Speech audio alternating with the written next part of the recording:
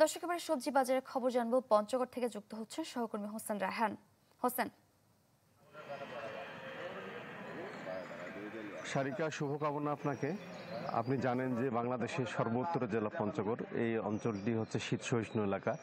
ফলে প্রতি শীত মৌসুমে এবং গ্রীষ্মকালীন সময়ে প্রচুর শাকসবজির আবাদ পঞ্চগড় জেলায় হয়।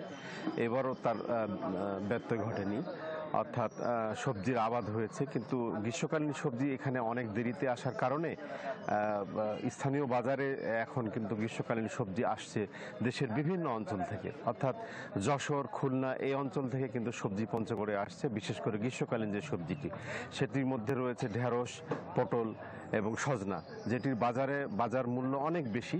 বিশেষ করে রমজানের কারণে এটির চাহিদা হওয়ার কারণে মানুষজন চড়া দামে এটি ক্রয় করছে।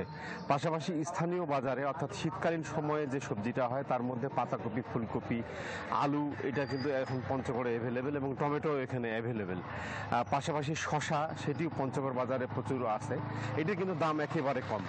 ফলে এই সবজির যে ফারাক, অর্থাৎ কিছু সবজির দাম বেশি, কিছু সবজির দাম কম, এই নিয়ে কিন্তু আসলে মানুষ একটু, বিশেষ করে কৃষকরা কিন্তু বিড়ম্বনায় পড়েছে। আর শীতকালীন সবজির এখন শেষের পথে, বিশেষ করে আলুর কারণে মানুষ কম দামি সবজিটা খেতে পারছে।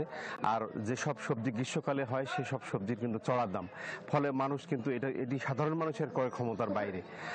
এই সবজির পাশাপাশি কিন্তু এই রমজানকে ঘিরে নিত্য প্রয়োজনীয় যেসব জিনিস, অর্থাৎ মনোহারি দোকানে যেসব জিনিস, ছোলা, ডাল থেকে শুরু করে সব কিছুর দাম কিন্তু আসলে কেজিতে অনেকটা বেড়েছে। বিশেষ করে তেল, বেসন থেকে শুরু করে সব কিছু, পাশাপাশি হাঁস, মুরগি থেকে শুরু করে মাছ, মাংস সব কিছুর বাজার কিন্তু অনেক চড়া, সারিকা। তো এই পরিস্থিতি বিরাজ করছে। আগামী 15 দিন অথবা 20 দিন পর্যন্ত কিন্তু এই সবজির যে চড়া দাম সেটি যাবে। বর্তমানে যে গ্রীষ্মকালীন সবজি যেটি বাজারে আসার কথা, সেটি আসতে এখনো 20 দিন বা প্রায় 1 মাসের মতো সময় রয়েছে। ফলে এই গ্রীষ্মকালীন সবজি কিন্তু চড়া দামে মানুষ ক্রয় করছে। তো সারিকা, এই ছিল পঞ্চগড় বাজারের সবজি নিয়ে সার্বিক পরিস্থিতি আমার কাছে।